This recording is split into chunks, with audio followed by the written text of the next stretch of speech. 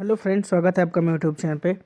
तो आज दोपहर को एक न्यूज़ आई कि यूक्रेन और रसिया के जो वॉर चल रहा है उसके बीच में जो यूक्रेन के राष्ट्रपति हैं ज़ेलेंस्की, उन्होंने रूस के राष्ट्रपति को बातचीत का न्योता दिया है।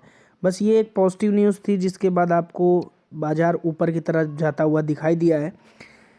अब यहाँ पर मार्केट के अलग अलग विशेषज्ञ अपनी अलग अलग राय दे रहे हैं और बहुत ही ज़्यादा यहाँ पर स्थिति जो है वो ऐसी हो गई है कि बाज़ार के विषय में खुल करके कुछ कहा नहीं जा सकता।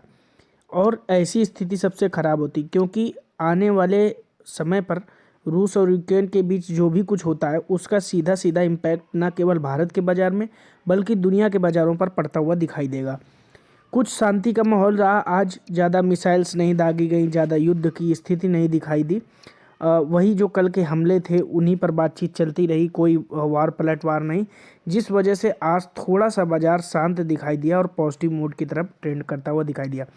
मैंने अपने कल के वीडियो में आपको बताया ही था कि आज के दौर में युद्ध एक ऐसा मसला है कि एक दो दिन वॉर चल सकती है, लेकिन अंतर्राष्ट्रीय दबाव देशों पर इतना ज़्यादा हो जाता है कि यहाँ से आपको युद्ध की परिस्थिति ज़्यादा अधिक दिखाई नहीं देगी। खैर, ये तो अपनी अपनी प्रेडिक्शंस है, इसी प्रेडिक्शंस के आधार पर बाज़ार का भी प्रेडिक्शन किया जाएगा। मेरा ऐसा मानना है कि ये स्थिति ऐसी है कि जहाँ पर कुछ खुलकर बोलना और कुछ खुलकर बताना संभव नहीं है। ये परिस्थिति ऐसी है कि ये रूस और यूक्रेन के बीच में किस तरफ मोड़ आ रहे हैं उसी पर डिपेंड करता है।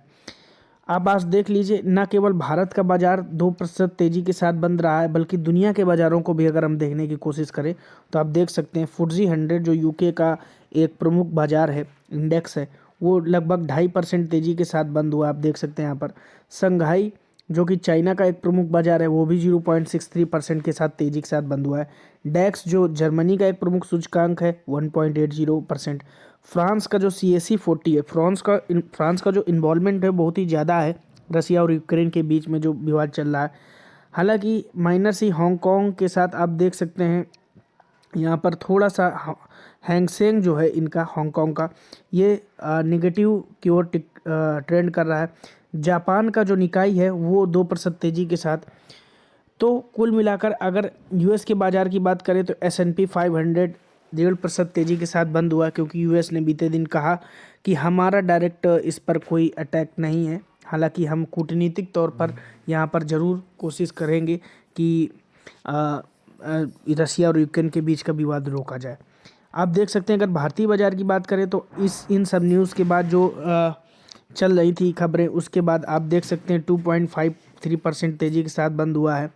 और यहाँ पर मैं आपको बताने की कोशिश करूँ कि भारतीय बाज़ारों में जो प्रमुख कुछ सूचकांक है जैसे निफ्टी बैंक है, जिसके विषय में मैंने आपसे कहा था कि सबसे ज़्यादा इम्पैक्ट होने वाला सेक्टर यही रहेगा। आप देखेंगे कि इस न्यूज़ के बाद सबसे ज़्यादा तेज़ी से बढ़ा भी यही है।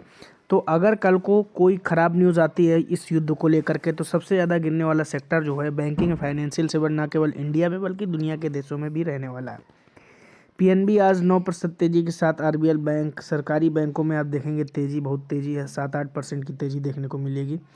कुछ प्रमुख बैंक हैं जिन पर आपको खरीदारी करनी चाहिए। आप देख सकते हैं HDFC बैंक में 3% लगभग 2.5% की तेज़ी और ICICI बैंक में 3% की तेज़ी देखने को मिली है। दूसरा मैंने आपको बताया IT सेक्टर के लिए, तो आप IT सेक्टर भी काफ़ी तेज़ रहा, 2.85% की तेज़ी के साथ बंद हुआ है और यहाँ पर सभी स्टॉक इसके हरे निशान पर दिखाई दे रहे हैं। मेरा ऐसा मानना है कि इसके पहले आप बाज़ार पर नज़र रखें। आपको यहाँ पर नज़र रखनी चाहिए सबसे पहले कि रसिया और यूक्रेन के बीच में क्या चल रहा है। कोई भी स्टॉक अछूता नहीं रहने वाला है रसिया और यूक्रेन के बीच वॉर अगर होती है तो मेरा ऐसा मानना है इस समय किसी भी बाज़ार के विषय में खुलकर बोलने से पहले अब मैं आपको डिटेल में न्यूज़ बताता चलूँगा आने वाले कुछ वीडियोस में कि वाकई में वहाँ हो क्या रहा है। वैसे इंडियन अगर आप न्यूज़ चैनल्स देखेंगे तो वहाँ तो तृतीय विश्व युद्ध की शुरुआत हो चुकी है, तो उनसे दूर रहिए। आप ग्लोबल न्यूज़ पढ़िए, ग्लोबल टाइम्स पढ़िए, आप BBC न्यूज़ देखिए। मुझे अगर न्यूज़ देखनी होती तो BBC न्यूज़ देखता हूँ, कॉमेडी देखनी होती तो इंडियन मीडिया चैनल्स को देखता हूँ। तो ये थी आपके लिए अपडेट। अगर आपको वीडियो पसंद आए तो फर्स्ट टाइम चैनल पे विजिट हैं तो चैनल को जो सब्सक्राइब की। Thank for watching. जय हिंद।